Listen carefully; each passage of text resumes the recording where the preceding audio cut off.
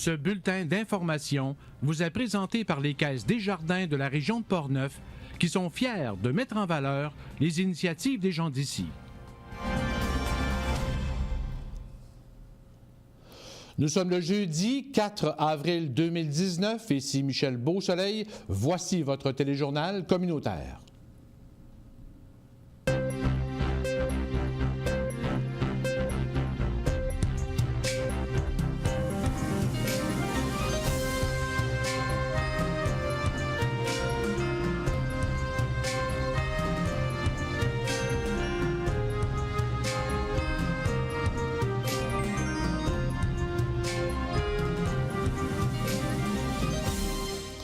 Au menu cette semaine, 36 millions de dollars seront investis sur les routes numérotées dans Portneuf d'ici 2 ans. Pour commenter et d'autres sujets d'actualité politique, nous recevons en studio le député Vincent Caron. L'entrepreneuriat étudiant, une force vive de la région de Portneuf au défi Ose entreprendre. Pour commenter et nous parler des projets en cours et à venir, à la commission scolaire, nous recevons le président David Montminy. Les populations étudiantes et travailleurs de Saint-Casimir et Saint-Basile pourront utiliser le transport collectif de la CTRP pour se rendre à Québec au cours des prochaines semaines. La ville de Cap-Santé a dévoilé l'œuvre qui sera installée en face du nouvel hôtel de ville, actuellement en construction. Une œuvre de Catherine Blackburn et plusieurs activités culturelles à venir au cours des prochains jours dans Portneuf-Jacques-Cartier. Bonne émission.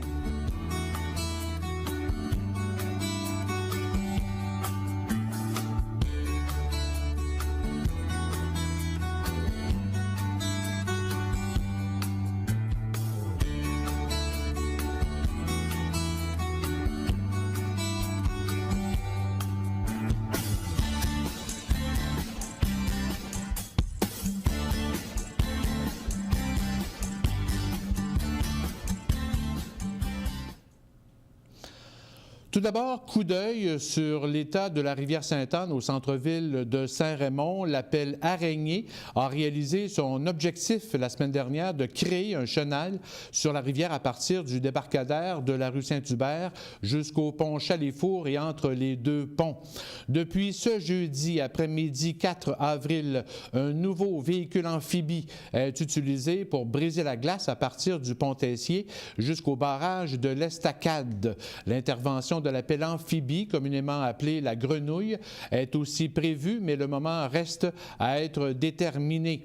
Toutes ces manœuvres visent bien sûr à limiter le plus possible les risques d'embâcle par les glaces et éviter les débordements d'eau. Le député de Portneuf à l'Assemblée nationale, Vincent Caron, a présenté ce lundi dans ses locaux à Saint-Raymond les principaux chantiers et les investissements du ministère des Transports qui seront déployés dès cet été sur le réseau routier numéroté qui relie l'ensemble des 18 municipalités de la MRC de Portneuf.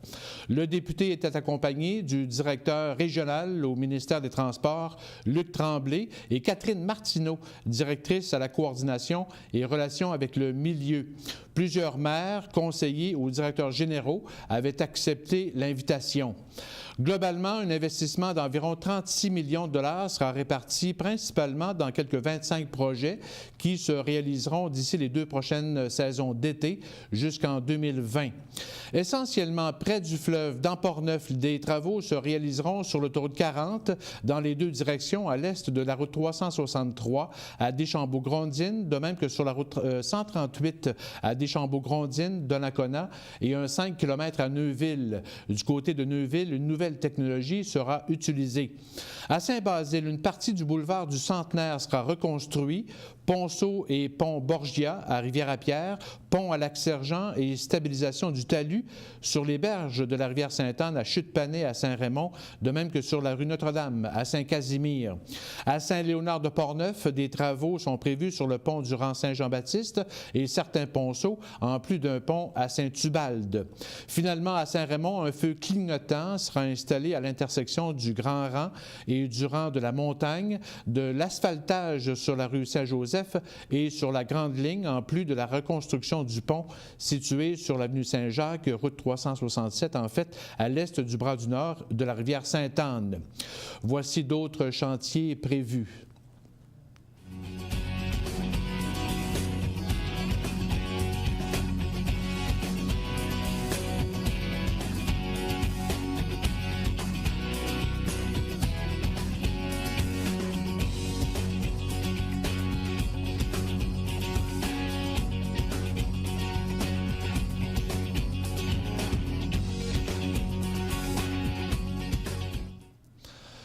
Diminuer l'engorgement du trafic routier aux heures de pointe à Pont-Rouge est toujours un enjeu important. Les gens du ministère étudient toujours les meilleures solutions possibles pour combiner sécurité et fluidité de la circulation, mais l'option d'une voie de contournement est écartée. Écoutons le directeur régional Luc Tremblay. Vous savez qu'on a arrêté à la rue du Jardin il y a quelques années. Là, on voudrait regarder pour prolonger vers le sud un projet d'à peu près du même gabarit, à peu près de la même envergure. Ce projet-là est en préparation. Il est trop tôt pour vous donner un échéancier. C'est sûr que le développement de Pont-Rouge est assez fulgurant, il est quand même assez important. Il faut s'ajuster, puis il faut fixer. On est en contact avec eux autres pour que quand ils émettent des permis, ils sont au courant de qu'est-ce qui s'en vient, là, puis ils voient qu'est-ce qui s'en vient. Donc, on est en discussion avec eux autres. On est en mode de finalisation de l'avant-projet. On va travailler éventuellement à passer plus en mode plans et devis. Donc, ça avance, ce dossier-là. Mais c'est un dossier qui est trop majeur et pour dire qu'on pourrait le faire d'ici 2 ans. Comment? C'est pas une question d'argent, c'est une question de faisabilité. Il y a beaucoup de choses préalables à faire pour un projet de cette envergure-là qui est très important. Plusieurs citoyens de Saint-Raymond et d'autres municipalités plus au nord et même de Pont-Rouge manifestent de plus en plus leur mécontentement devant la lourdeur du trafic aux heures de pointe. Pour commenter tout ça et d'autres sujets d'actualité politique régionale, nous accueillons en studio le député de Portneuf, Vincent Caron. Bonsoir, M. Caron. Bonsoir, M. Beausoleil. Merci de cette visite en studio. C'est toujours un plaisir. C'est pas toujours... Évident, c'est ça, c'est un petit peu exceptionnel aujourd'hui. Habituellement, le jeudi, je suis retenu à l'Assemblée nationale. Ouais. Dans un monde idéal, je suis libéré le jeudi soir. La semaine dernière, c'était vendredi après-midi. Mais écoutez, ça me fait vraiment plaisir d'être avec vous ici parce que vous savez que j'aime beaucoup. J'aime aller à Québec parce que j'aime parlementer, ouais. Mais j'aime beaucoup revenir dans Portneuf. Ouais. Justement, parce que cet après-midi, ce jeudi après-midi, vous étiez avec les gens du ministère des Transports du Canada pour le dossier du quai. Oui, il y avait une rencontre qui était prévue à la ville de Portneuf avec les élus municipaux. Il y avait aussi le député Joël Godin qui était là. Vous savez qu'on travaille en concert sur ce dossier-là. Oui. On a autant d'intérêt l'un et l'autre. Et puis, on voit qu'il y a cette volonté à la fois municipale, mais aussi une volonté régionale de redonner un second souffle au quai de Portneuf. Donc aujourd'hui, la rencontre avait pour objectif, c'était des fonctionnaires essentiellement. Vous savez qu'il y a eu il y avait une barge qui était aux abords du quai oui. L'été dernier. Ils ont fait des sondages pour aller vérifier quel était l'état de contamination des sols, quel était l'état du quai, etc.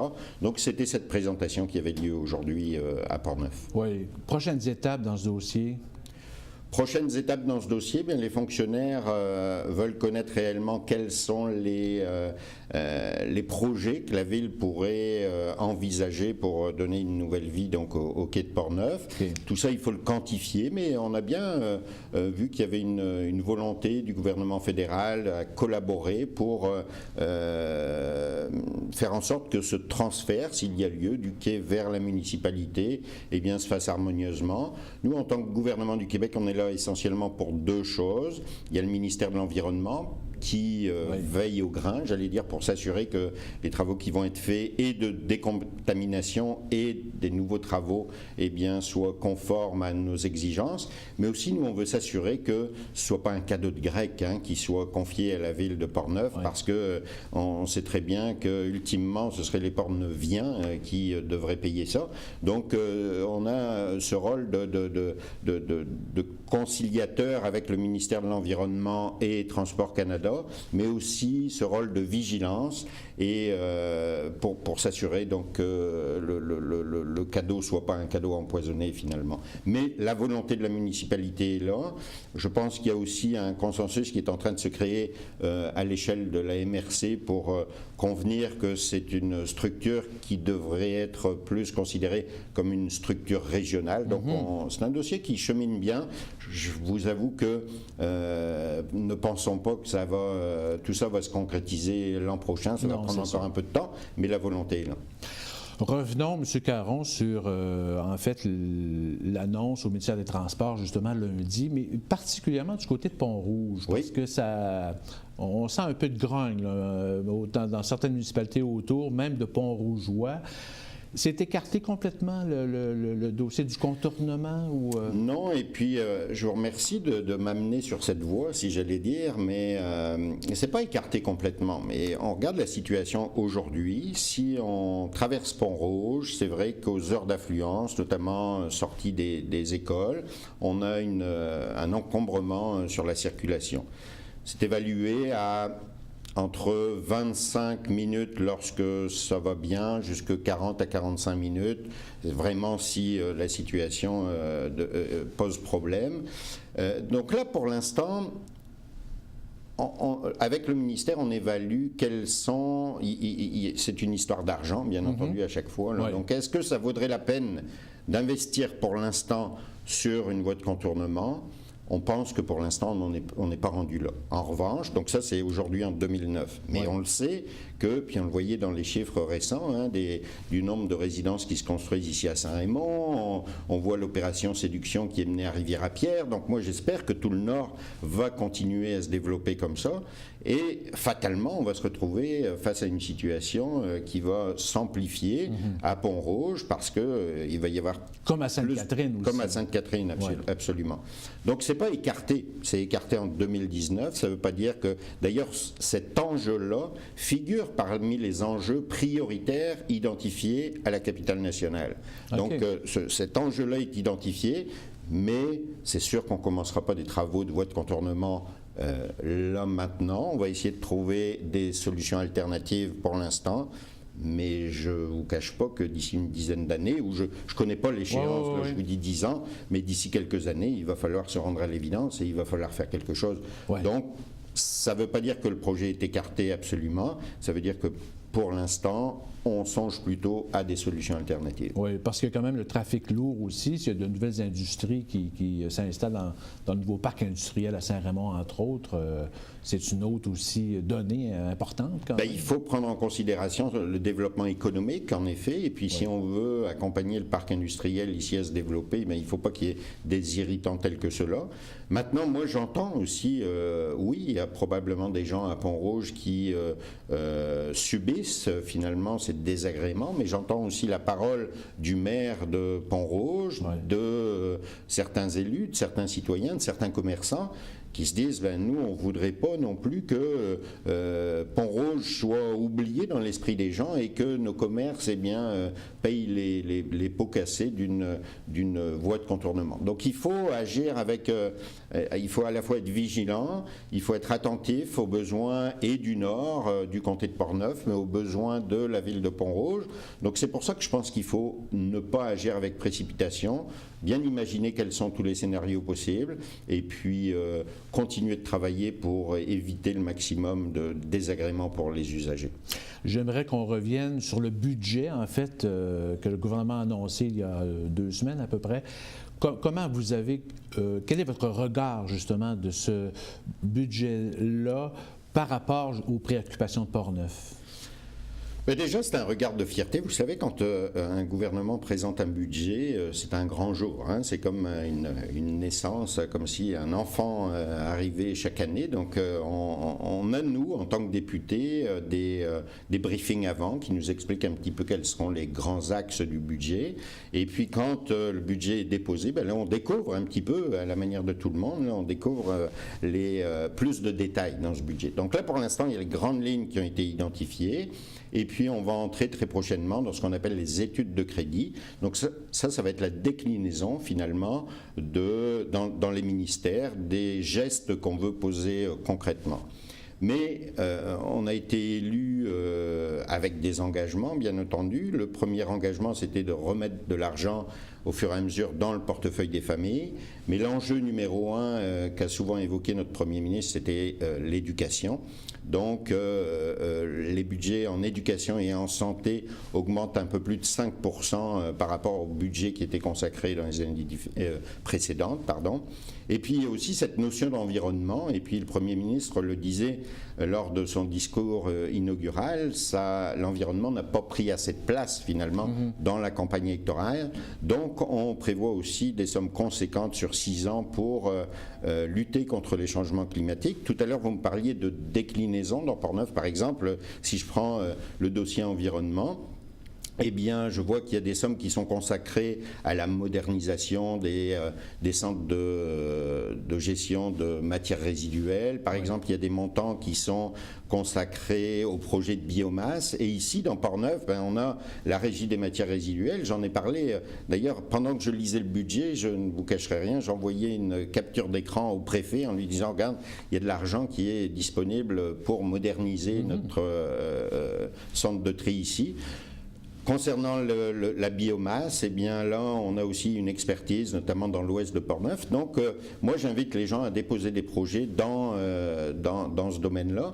Concernant l'éducation, eh bien, vous savez qu'un de nos beaux et grands projets, c'est le déploiement des maternelles 4 ans.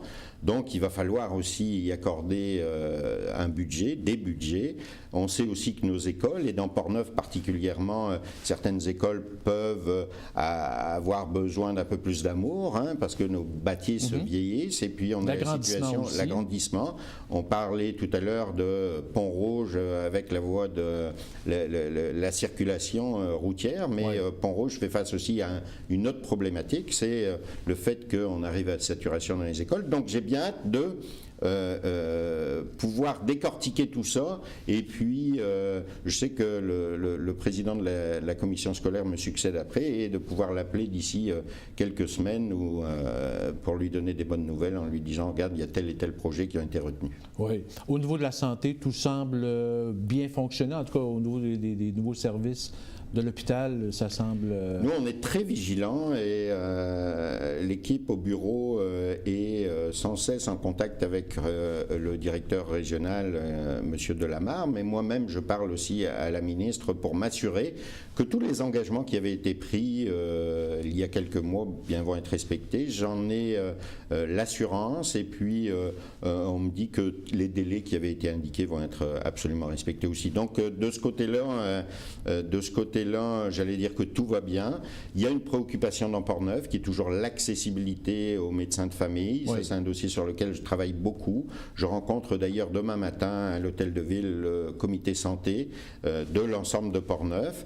La problématique n'est pas vraie dans l'est de Portneuf, Pont-Rouge, Donnacona et tout ça. On n'a pas de problématique pour rencontrer un médecin. En revanche, ici à Saint-Raymond, avec la nouvelle clinique, en plus, on sait qu'il y aura des nouveaux facturants qui vont arriver. Mais en revanche, il y a cette préoccupation dans l'Ouest, et c'est une préoccupation qui me touche au plus haut point, parce qu'on sait que la population dans l'Ouest est aussi vieillissante. Donc il faut surtout pas les oublier, surtout pas les abandonner. Mais vous savez, on a toujours cette même difficulté c'est impossible pour nous d'imposer à un médecin d'aller s'installer dans telle ou telle municipalité.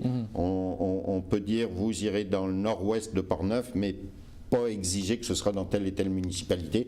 Donc, j'en ai parlé encore avec la ministre très récemment. On essaye de trouver des solutions alternatives. Oui, peut-être en 30 secondes, au niveau des à domicile, en fait, les services à domicile pour nos aînés, il y a une bonne volonté aussi? On injecte, écoutez, je ne pense pas que personne puisse dire avec notre Marguerite Blé nationale, que personne ne puisse dire aujourd'hui que notre gouvernement ne porte pas une attention très particulière à nos aînés. Donc oui, on veut apporter plus de soutien aux proches aidants, mais aussi on veut dans nos hôpitaux et nos services hospitaliers accorder les moyens nécessaires pour qu'on puisse embaucher du nouveau personnel, parce qu'on sait que le personnel est souvent à bout de souffle. On a un réel problème de ce côté-là. Et puis dans le budget, bien entendu, il y a l'aspect économique. Vous savez qu'on a un Premier ministre qui est issu du monde économique, et pour lui, c'est important qu'on déploie tous les moyens pour accompagner nos chefs d'entreprise à réussir encore mieux. Alors, Vincent Caron, député de Portneuf à l'Assemblée nationale, merci beaucoup de cette visite en studio. Merci beaucoup, M. Beausoleil. Merci.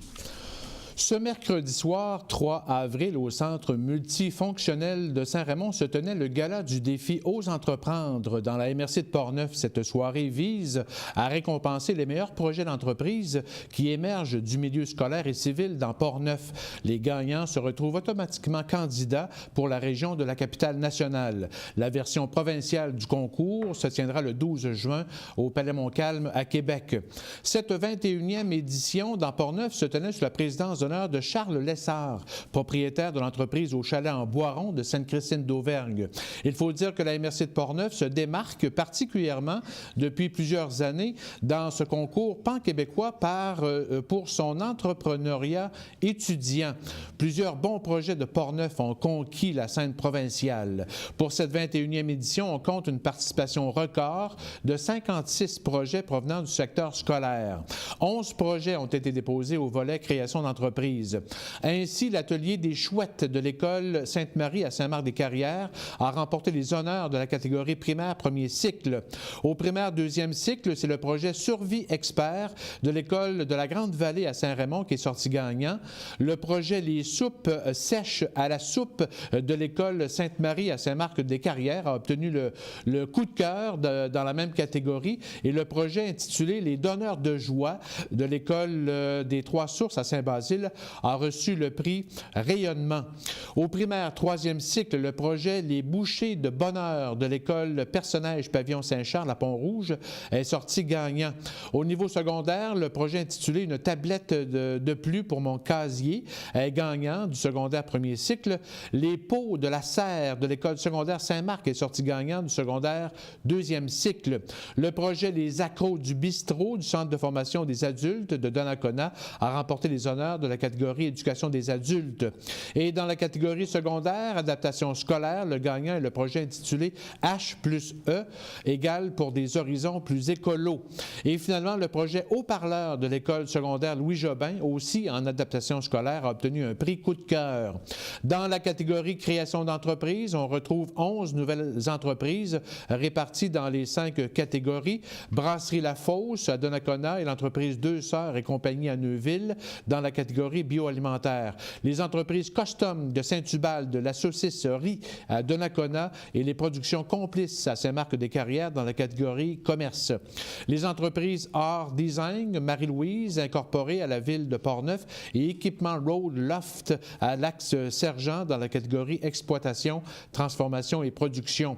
Optique Construction à Donnacona s'est retrouvé seul dans la catégorie services aux entreprises et dans la catégorie services aux individus. On retrouve le café Le Repère d'Ashley à Ville de Portneuf, Lorraine Carrier couturière à Saint-Alban et Joanne's Academy à Pont-Rouge. Nous avons 3 courtes entrevues à vous proposer. Tout d'abord, on va écouter le prof Stéphane et 2 élèves Annabelle et Amy de l'école secondaire de Saint-Marc-des-Carrières qui ont développé un projet de pot à plantes dans le contexte de leur projet de serre. Bonjour. Bonjour.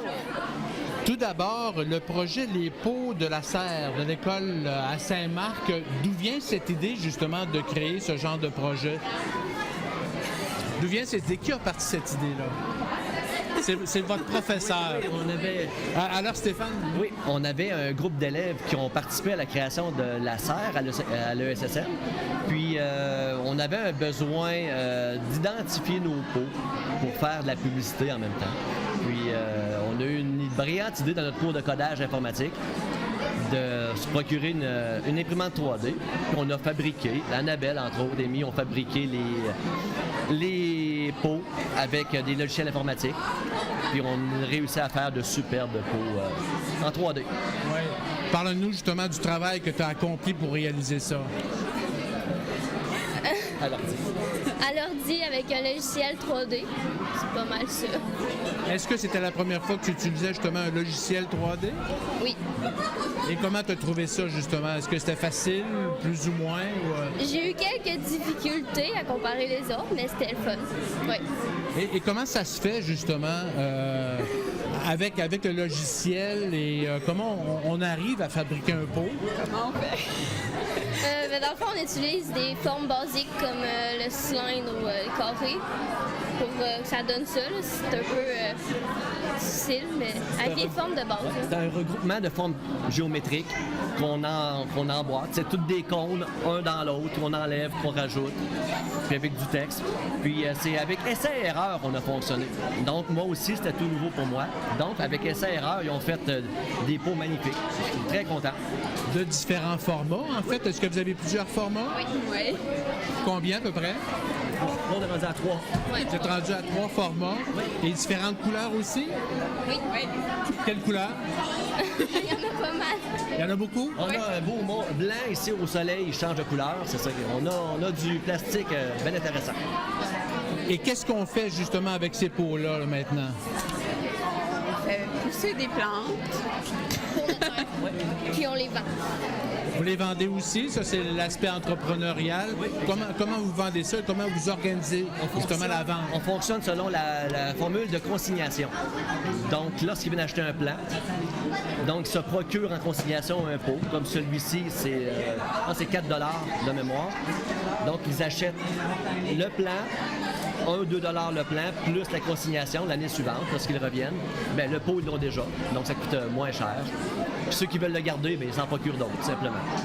Et où on peut s'en procurer justement? La vente est à l'école secondaire Saint-Marc. C'est le 24 mai prochain. Ah, OK, vous avez une activité, vous organisez une activité. Le comité de la serre organise. Puis là, on est en grande production. Il faut fabriquer une centaine de pots, là, vite, là. OK, donc vous avez beaucoup de travail à faire encore. Oui, là, la job de fabrication est pas mal complétée. Là, c'est rendu le matin, midi, soir, on imprime, puis... Comment t'as trouvé ça, cette expérience-là? T'as aimé ça, oui? Pour le peu qu'elle a fait, elle aimait ça. Parce qu'il y a un esprit aussi d'affaires entrepreneurial. Est-ce que c'est quelque chose que t'aimes, l'aspect entrepreneurial du projet? De faire quelque chose pour vendre? Oui.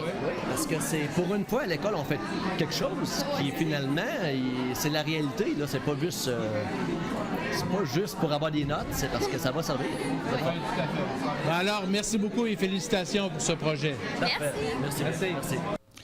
Écoutons maintenant l'entrevue avec Youssef. C'est un parent, Marie-Josée, Amira, Félix-Antoine et Abdel de l'école primaire de la Grande-Vallée à Saint-Raymond qui fabriquent et vendent des colliers de survie. L'entreprise s'est méritée les honneurs dans la catégorie primaire deuxième cycle et se retrouve donc sur la scène régionale. Bonjour Youssef. Bonjour. Bonjour à vous tous. Bonjour. Tout d'abord, Youssef, c'est votre idée d'avoir développé ce projet Survie Expert? Mais en fait, le projet, ça découle d'une idée que j'ai vue à la télévision. C'est un produit qui existait déjà, des bracelets. J'ai parlé de ça avec mon garçon. On a commencé à en faire ensemble à la maison. Par la suite, il a monté ça à ses amis à l'école, puis tout le monde a aimé ça, puis ça a monté jusqu'à la direction, puis ça a donné le beau projet qu'on voit aujourd'hui. Oui, et justement, Marie-Josée, quand vous avez pris connaissance de ce projet, comment vous avez réagi justement? Bien, j'ai trouvé que c'est un projet intéressant. C'est un produit intéressant aussi pour l'endroit où on demeure. On vit à Saint-Raymond avec la nature, donc le bracelet de survie était bienvenu. Oui. À quoi sert justement ce bracelet de survie? On peut le défaire, puis on peut, quand on est dans le bois, on peut le défaire, puis il y a des 7 à 8 pieds de cordes. Si on prend les cordes, on peut faire un abri, on peut réparer des vêtements, faire un attel, faire un piège, puis faire une corde à linge. Qu'est-ce que tu as fait justement dans ce projet, toi? Comment tu as travaillé? Comment tu as participé au projet? Ben, j'ai fait des bracelets. Tu as fait des bracelets. Comment c'est fait, justement, les bracelets? Avec quoi on fait ça? La corde de parachute. Ah, d'accord, de parachute. Oui. Est-ce que c'est long à faire, un bracelet? Ben pas tant. Quand tu commences, ça prend 10 à 15-20 minutes. Puis même, tu commences à comprendre le principe, ça prend 10-5 minutes. Oui. 5-10 minutes. Combien vous en avez fabriqué au total? Sais-tu? Au moins 500. Au moins 500. Et qu'est-ce que vous faites maintenant avec ces bracelets-là? Ben, on les vend, puis on ramasse de l'argent, puis on va trouver peut-être une activité à la fin de l'année ou une activité. Là, Vous vendez ça combien? 5 $. 5 $ chacun. Et c'est en fait où vous avez pris vos matériaux en tant que tels, savez-vous? C'est quoi? Ben, c'est le père d'Abdel qui prend les cordes puis il les agite, puis après ça, il les amène dans l'école pour l'en faire. Oui. Qu'est-ce que vous avez appris dans ce projet-là? Parce que c'est un projet quand même entrepreneurial, c'est le monde des affaires en quelque sorte. Qu'est-ce que vous avez appris? Ben, que si on se perd, on peut défaire le bracelet, puis ça peut nous sauver la vie. Puis c'est ça, là, tu peux construire des affaires. Puis avec les nouvelles cordes qu'on a eues, il y a un fil à pêche, un fil à feu pour, mettons, si tu veux te faire une canne à pêche, au bout d'une branche, tu vas mettre le fil à pêche. Puis le fil à feu, il y a des attaches avec un truc pour faire des petites étincelles. Puis dans le fond, tu vas partir le petit fil pour partir un feu, puis là, tu pourrais partir un feu avec. Et peut-être en terminant, Marie-Josée, dans quel esprit vous avez préparé le projet du côté entrepreneurial? Dans l'esprit de l'entraide, ils ont été persévérants, les élèves. Ils ont travaillé très fort. À chaque jour, ils arrivaient avec un plaisir toujours constant de travailler, de faire les bracelets. Puis même encore aujourd'hui, depuis le mois d'octobre que nous, on en fait. Puis ils arrivent encore à l'école le midi, le matin, puis prêts à faire des bracelets. Alors, merci beaucoup et félicitations pour votre projet. Merci. Et en terminant, écoutons le duo Amélie Bracmont de Saint-Ubalde et Marie-Pierre Gingras de Saint-Marc-des-Carrières qui ont développé et vendent un jeu de société avec des cartes intitulé Complices. Bonjour Amélie et Marie-Pierre. Bonjour. Qu'est-ce que ce jeu Complice? C'est quoi exactement? Alors, le jeu Complice, c'est un jeu questionnaire. C'est un jeu avec 100 questions. On a créé ça à partir d'une idée de Marie-Pierre qui adore organiser des soirées, animer des soirées.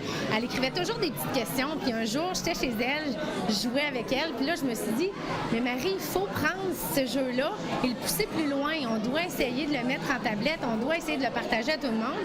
Et c'est là que l'idée, elle a germé. Alors, l'idée de Marie-Pierre, avec mon côté peut-être un petit peu plus vouloir oser entreprendre. Donc, je l'ai poussé, puis ensemble, on a fait de ce jeu-là. En tout cas, à date, ça va super bien. On est super contents. Puis... C'est quoi le but du jeu?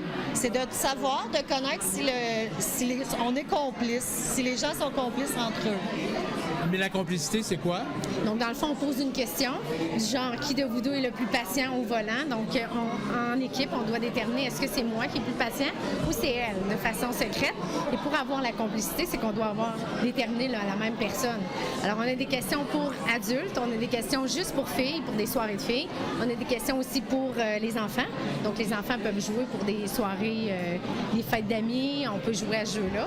Donc, combien de personnes peuvent jouer en même temps? Entre 2 et 10 personnes. Quand même.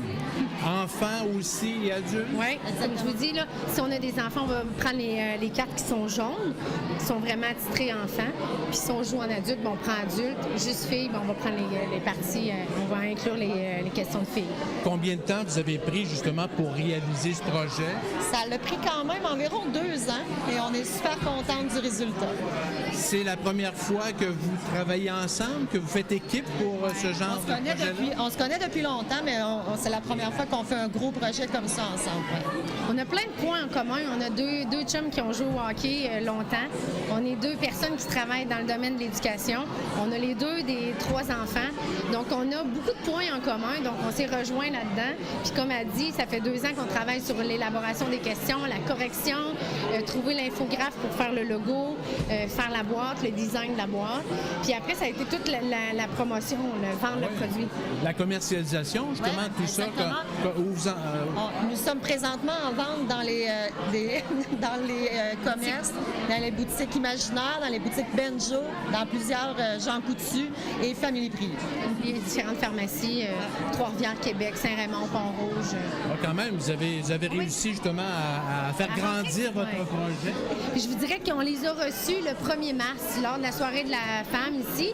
On les avait pour faire le premier lancement. On en a 2000, on en a fait faire 2000. 2000. Fait qu'on a le défi d'en vendre 2000. Puis on pense vraiment, en tout cas à date, ça va super bien. Combien vous vendez ça? Au prix de 15 $. Au prix de 15 $. Est-ce que c'est votre premier projet? Vous souhaiteriez peut-être élaborer d'autres choses éventuellement? Éventuellement, on aimerait faire la version anglaise et éventuellement faire un jeu seulement pour les enfants. OK. Une extension pour les enfants. Puis un jeu aussi exclusivement pour les aînés. Donc, dans les foyers de personnes âgées, on a déjà plein de questions en tête. On va les rédiger. On va avoir un jeu qui va être un peu différent avec le logo toujours, mais spécifiquement pour les aînés. Fait que c'est un peu nos... ça va être des extensions à jeu, là, d'autres questions. Puis on a déjà des demandes. Les gens qui les ont commandés, ils veulent d'autres questions. Fait que... Alors, Amélie et Marie-Pierre, merci beaucoup et félicitations. Bien, merci à toi. vous. On vous souhaite... Pour commenter tout ça et nous parler des projets en cours et à venir à la commission scolaire de Portneuf, nous accueillons en studio le président des commissaires, David de Montmagny. Bonsoir, M. Montmagny. Bonsoir, M. Michel. Merci de cette présence en studio. Merci de l'invitation. Vous avez apprécié votre soirée hier? Oui. Il y a beaucoup de potentiel dans Portneuf, puis c'est le fun de voir que ça commence dès le premier cycle du primaire. Puis il y avait beaucoup de gens débrouillards dans Portneuf. Oui, parce que 56 projets scolaire, c'est un record. Oui, c'est le début dans Portneuf. Oui, puis je pense une belle participation de... Oui, tout à fait. Je pense que l'année prochaine, ça va prendre une autre salle, parce que la salle débordait hier à Saint-Raymond. Oui, c'est sûr. M. Montmagny, parlons un peu projet à la commission scolaire. Est-ce que dans l'ensemble, ça va bien? Cette année, là, tout va très bien. On a eu une nouvelle direction générale qui est rentrée l'automne dernier. Oui. La transition s'est faite de façon... Là, ça s'est très bien passé. Oui. Puis là, on est dans la préparation d'effectifs pour l'automne prochain. Là, ça va très bien. Quand on parle d'effectifs, on parle de... Les directions d'école pour préparer les classes, préparer la rentrée scolaire de septembre. La rentrée 2019. C'est ça. Septembre. On est déjà là-dedans, oui. OK. Actuellement, là, évidemment, on a entendu tantôt le député de Portneuf, justement, là, on a annoncé des budgets, le secteur de l'éducation, c'est un secteur important. Par contre, dans Portneuf, il y a des gros enjeux. Oui. Actuellement, revenons justement sur ces enjeux-là. C'est surtout au niveau des places. C'est des places qui manquent. On parlait tantôt là, de Pont-Rouge. Cette année, ils sont un petit peu plus que 900 élèves dans l'école. L'année prochaine, on parle d'autour de 925-930 élèves. D'ici un an ou deux, là, avec le développement là, qui s'en vient à Pont-Rouge, il n'y aura plus de place. Alors, j'attends des bonnes nouvelles du député là, dans ce dossier-là. Ça fait 4 ans qu'on sait que la population continue à grandir à Pont-Rouge, le développement, puis on fait des demandes. Cette année, la Fédération des commissions scolaires avait fait une demande au gouvernement d'1,6 milliard en rénovation et en nouvelle construction. Puis ce que j'ai entendu, c'est que le gouvernement a mis 6 milliards pour le développement. Là. Alors j'espère qu'on va avoir notre école, notre agrandissement là, dans les prochaines semaines. Parce qu'on parle d'un agrandissement du côté de Pont-Rouge. Oui, tout à fait. Puis, il y a Neuville aussi? Il y a Neuville qui n'est pas, c'est pas critique encore. Okay. Cap Santé, on a ouvert la nouvelle aile l'année passée. Puis déjà, là, d'ici 2 à 3 ans, le Cap Santé, ça va être plein. Alors, on commence à regarder de ce côté-là aussi là, pour avoir un autre agrandissement. Là. Tout le dossier aussi de maternelle 4 ans, qui est un autre problématique ou un autre gros défi à relever. Comment on voit justement cette avenue-là? Bien, nous, dans Portneuf, on nous avait donné 3 classes maternelles 4 ans. Là, il va en avoir 2 à Donnacona, il va en avoir une à Saint-Raymond. Il était supposé en avoir une dans l'Ouest, mais finalement, il n'y a pas eu assez d'inscriptions. Mais ici, dans Portneuf, les CPE, il y a beaucoup de milieux familiaux, il y a beaucoup de CPE. Alors, les enfants là, qui, avant la maternelle, sont déjà, pour la majorité, sont déjà dans ces places-là. Alors, c'est sûr qu'on va accueillir ceux qui sont intéressés. Mais on va voir au fil des années là, combien de classes on va ajouter. Où est-ce qu'on aurait besoin de classes? C'est sûr que c'est là qu'il y a le plus de monde, c'est là qu'on est le plus serré. Alors, ça va prendre des locaux additionnels un peu partout, là, c'est évident. Là. Oui, et ça va prendre du personnel? Tout à fait.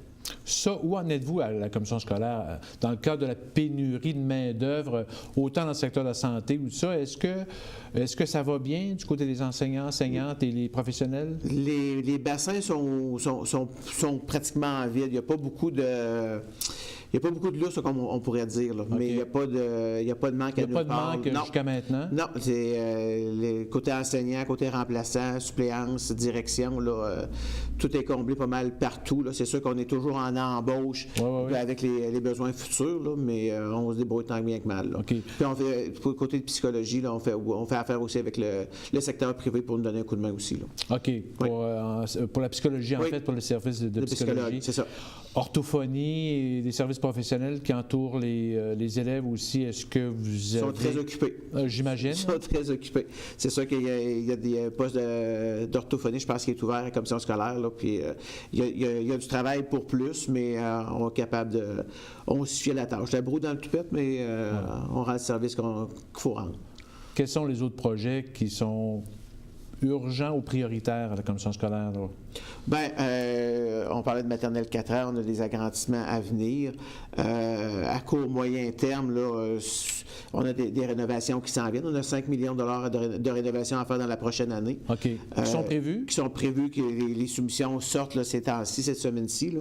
Alors, il y a beaucoup de mécanique de bâtiment, de réfection de stationnement, des extérieurs, des fenêtres, des toitures. On a un parc immobilier qui a une cinquantaine d'années de moyenne d'âge. Okay. Puis on est assez à jour. On n'a pas trop de retard. Si on se compare, on se console quand on regarde avec d'autres commissions scolaires. Mais c'est pas critique. Mais non, c'est pas. Non, il y a des commissions scolaires qui sont pires que nous. Là. Nous, on a un bon service de ressources matérielles, là, puis ils font le travail, puis ils suivent les dossiers. Là. Ça va très bien de ce côté-là. Oui. Cet avant-midi, vous avez annoncé en fait le prochain tournoi. Oui. Tournoi de golf. Oui, la 13e édition. La 13e édition le 26 juin. C'est ça. On a justement des images de la conférence de presse. Ben oui, avec Rose Réaume. Rose Réaume, qui est votre ambassadrice. Oui. Ben oui. Karatéka, qui figure très bien là, dans plusieurs compétitions mondiales. Ben oui. Qui vient de Donnacona, puis qui revient là. Elle était 8 fois champion du monde, qu'elle disait. C'est quand même une belle performance. Oui. Est-ce que c'est une joueuse de golf? Je ne sais pas. Je n'ai pas posé la question ce matin. Je ne sais pas, mais on était très polis avec elle le matin. Oui, j'imagine. Puis ce tournoi-là, en fait, tournoi de golf, c'est quelle édition? C'est la 13e édition. C'est la 13e édition. Oui. En fait, vous amassez des fonds pour aider les élèves, surtout au niveau des habitudes, des bonnes habitudes de vie, c'est pour mettre en forme physique. Pour les jeunes du primaire. Oui. C'est pour acheter du matériel pour les élèves du secondaire. Dans les 12 premières éditions, on a presque $250 000 de ramassés, juste avec le tournoi de golf. Fait que c'est intéressant, là, puis c'est très apprécié, puis tout le monde en bénéficie. Là. Parce il n'y a pas d'élitisme, c'est pour tout le monde. Là. Oui. Vous attendez combien de joueurs de golf? Bonhomme à l'an, on joue entre 120 et 135 joueurs. Là. Fait qu'on s'attend en espérant là, garder la bonne moyenne cette année. Puis, bonhomme à l'an, on ramasse entre 20 et 25 000 $ par année. Là. Fait que, c'est sûr qu'on veut toujours battre l'année d'après, l'année d'avant, mais on va voir comment ça va aller. Mais on prend tout ce qui passe. Les gens peuvent s'inscrire déjà, j'imagine? Oui, les formulaires sont disponibles papier à la commission scolaire, dans les écoles ou sur le site Internet de la commission scolaire. Alors, formez quatuor, là, puis vous êtes les bienvenus là, au tournoi de golf.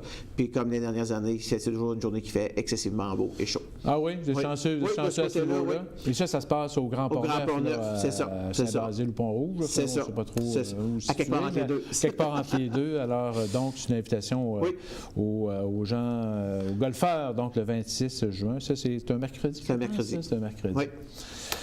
Alors, M. Montminy, d'autres choses, un petit message avez-vous d'autres choses à rajouter pour...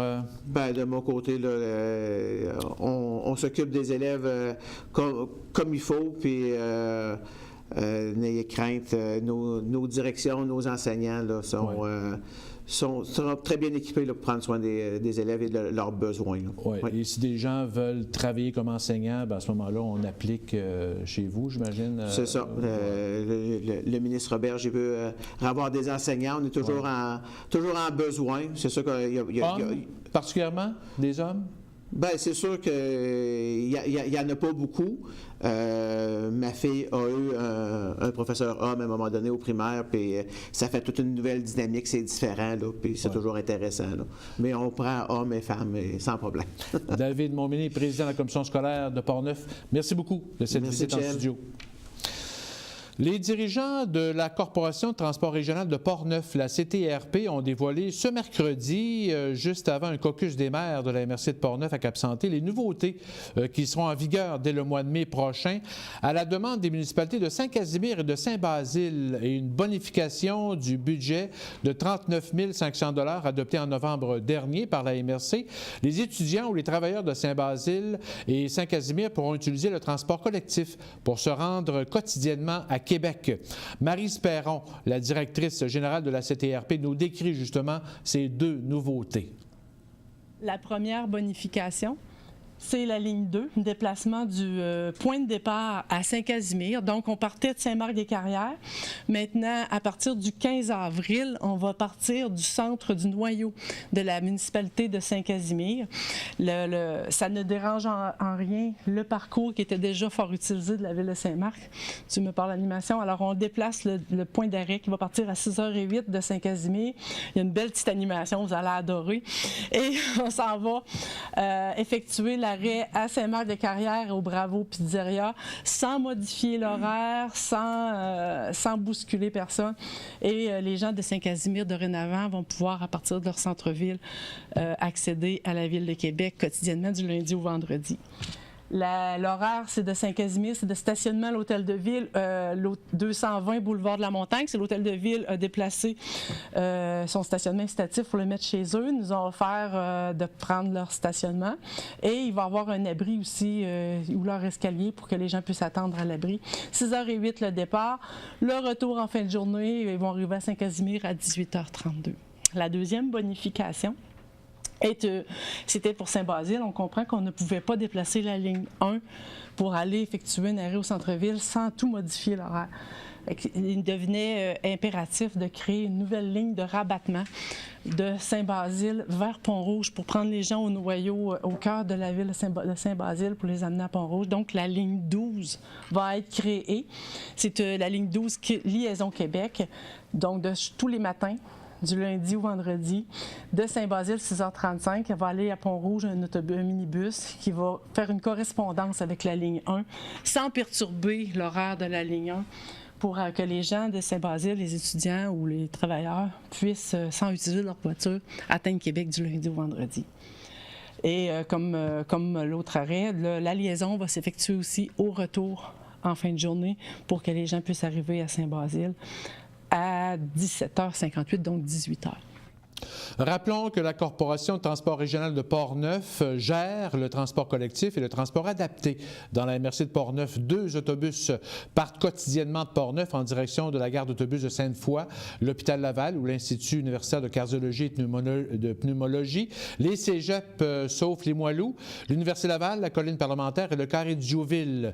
La ligne 1 part de Saint-Raymond et passe par l'est de Saint-Basile, Pont-Rouge et Neuville. Et la ligne 2 part de Saint-Marc-des-Carrières et passe à Deschambault, Ville de Portneuf, Cap-Santé, Donnacona et Neuville pour se rendre à Québec. Et bientôt, donc, on ajoute Saint-Casimir et le centre de Saint-Basile. La CTRP offre donc des navettes journalières, Portneuf-Québec, la navette Or, le covoiturage avec une plateforme informatisée et l'organisme cumule plus de 25 000 déplacements annuellement.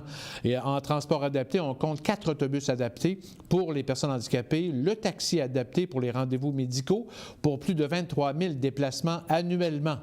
Les actualités culturelles après la pause.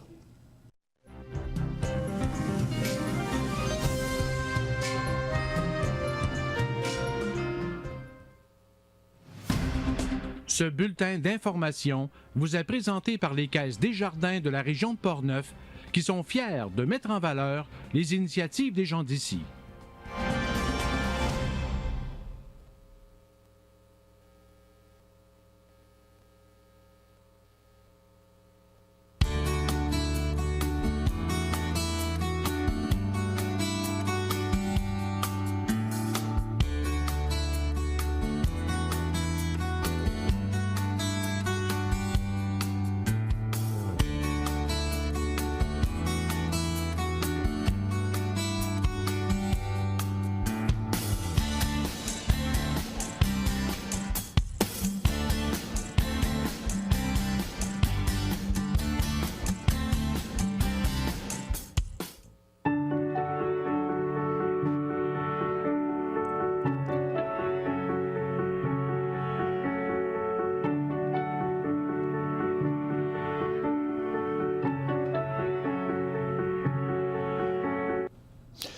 La ville de Cap-Santé a dévoilé cette semaine l'œuvre qui sera installée en face du nouvel hôtel de ville, actuellement en construction, dans le cadre de la politique d'intégration des arts du ministère de la Culture. 1% du budget de réalisation de l'hôtel de ville, équivalent à 60 000 $, sera consacré à une œuvre d'art. 5 artistes de Cap-Santé avaient déposé un projet et le comité de sélection a retenu l'œuvre de Catherine Blackburn, intitulée « Le miroir fluvial », mettant en relief un tronc d'arbre qui sera cueilli sur les berges du fleuve.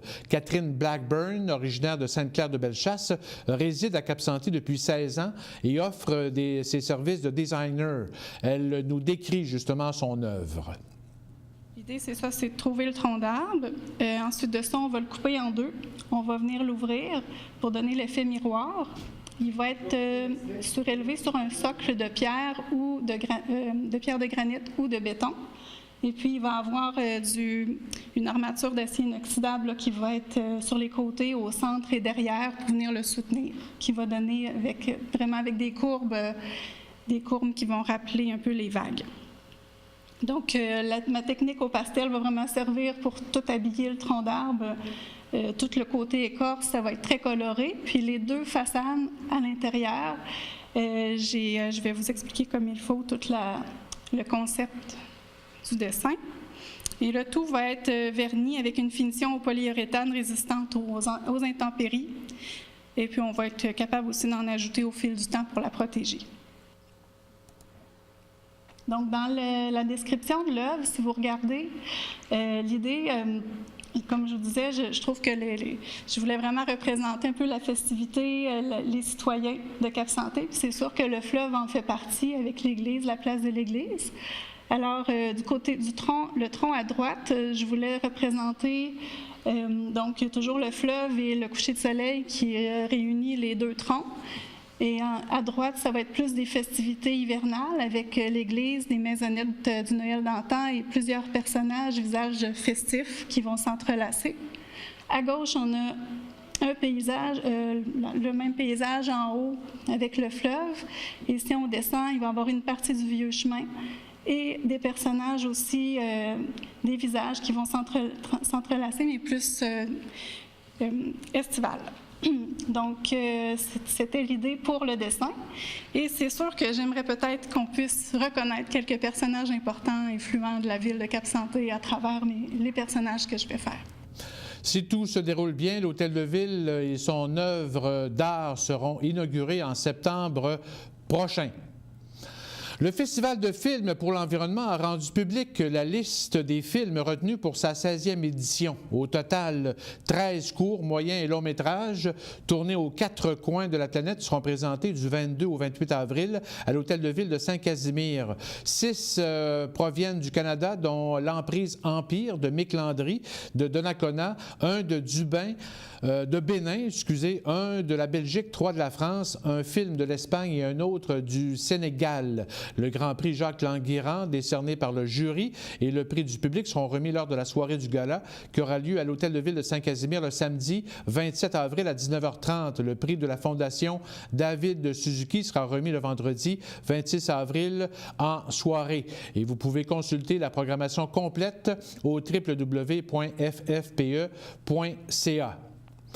La 2e édition de la Foire du livre indépendant Portneuf, la Flip, se tiendra à la bibliothèque municipale de Donnacona le dimanche 19 mai prochain entre 10h et 16h. L'an passé, l'activité se tenait à l'Aréna de Donnacona et avait accueilli quelques 250 personnes. Plus d'une vingtaine d'autrices et d'auteurs de la région exposaient leurs œuvres. Cette année, les organisateurs ont décidé de favoriser les échanges dans une bibliothèque plus propice aux découvertes. L'activité se veut familiale et à contribution volontaire. Parlons maintenant des sorties culturelles à venir. Dans Portneuf, ce vendredi 5 avril, à la bibliothèque de Pont-Rouge, se tiendra l'événement de jeux vidéo rétro de 13h à 21h. Plus de 10 consoles de jeux vidéo datant d'avant 2000 seront mis à la disposition des citoyens. L'activité est gratuite. C'est la 2e fois qu'on organise ce genre d'activité. La première, à l'automne dernier, avait attiré 75 personnes. Des policiers de la Sûreté du Québec Québec proposeront un atelier sur les effets de l'alcool avec des lunettes simulant l'état d'ébriété. De plus, les joueurs pourront tenter de texter et de conduire dans un jeu vidéo pour démontrer justement les dangers de texter au volant. Les grands explorateurs découvrent la Californie ce vendredi 5 avril à 19h30 au Centre communautaire et culturel de Saint-Marc-des-Carrières. Les deux frères seront en spectacle au Centre multifonctionnel de Saint-Raymond ce samedi 6 avril à compter de 20h. Le duo présentera son spectacle La Route, titre de leur dernier album. Les billets au coût de 37 $ sont en vente à la pharmacie Uniprix Picard et Simard. La chanteuse Guylaine Tanguay présentera son tout nouveau spectacle intitulé 3764 Elvis Presley Boulevard ce samedi 6 avril à 20h à la salle Luc Plamondon de Donnacona. L'auteur, interprète, compositeur, mon oncle Serge, qui vient de lancer son 13e album Réchauffé, sera chez Roland à Saint-Tubal en compagnie de son trio ce samedi 6 avril. Et le déjeuner du club de guitare se tiendra le dimanche 7 avril à 9h30 au centre L'Ardoise à Saint-Casimir. Vous pouvez réserver votre déjeuner au 88 339 32 30. Lundi soir dernier, 1er avril, à l'Aréna de Donnacona se tenait la parade mensuelle du corps de cadets de l'air de Donnacona. Les hauts dirigeants profitent de l'occasion pour remettre les différentes récompenses, cordes tressées rouges et vertes, aux cadets aviateurs qui se sont le mieux distingués durant le dernier mois. Une épinglette ou un sigle a aussi été remis aux cadets qui se sont surpassés lors d'une compétition de tir au mois de mars dernier et d'autres cadets qui ont atteint un niveau supérieur. La prochaine activité du corps de cadets de l'air de Donnacona se tiendra le samedi 13 avril dans le cadre d'un souper spaghetti au gymnase de l'Aréna de Donnacona. Une rencontre importante aussi des parents se tiendra le 27 mai dans le but d'élire le comité de répondants pour assurer la continuité de l'escadron. Au sport, la dernière activité au programme de la saison, la session de ski Saint-Raymond, se tiendra ce dimanche 7 avril avec la populaire activité ski splash. Les inscriptions se dérouleront de 10h à midi et l'activité débutera à 13h. La location d'équipement n'est pas permis pour participer à l'activité. Le défi de traverser le bassin d'eau est ouvert à tous. Un party hot dog se tiendra en même temps sur la terrasse de la station. Alors, cette activité mettra un terme à la station 2018-2019 de la station de ski. Du côté du basketball, ce samedi, à l'école secondaire Louis-Jobin à Saint-Raymond, les cadettes du Bal-Buzard reçoivent les séries. Les demi-finales commenceront à 9h. Le Bal-Buzard affrontera Saint-Charles-Garnier et la grande finale est prévue à 14h30. À l'Aréna de Saint-Raymond se tient la 32e édition du championnat de hockey adulte de Saint-Raymond. Les finales de la classe olympique auront lieu ce dimanche 7 avril à partir de 16h. Les parties de la classe entreprise se tiendront du 8 au 20 avril et les finales auront lieu le 20 avril à partir de 16h. Et un petit mot pour dire que samedi dernier, 660 skieurs et planchistes ont dévalé les pentes de la station touristique Stoneham lors de la 11e édition du ski du défi ski Leucan. Cet événement festif et familial a permis d'amasser 280 000 $ pour les enfants atteints de cancer et leurs familles. Alors, ça complète Info CJSR pour cette semaine. Merci à Stéphane et Philippe à la régie, de même que Tony à la caméra, à la régie, à la caméra et au montage. Merci à Ginette pour l'accueil des invités en studio. Merci de nous suivre à chaque semaine via la télévision et sur le web. Et on se laisse avec des images du souper spaghetti de la troupe de musique Kapellmeister qui avait lieu au centre Anne Hébert à Sainte-Catherine de la Jacques-Cartier samedi dernier. Alors, bonne semaine!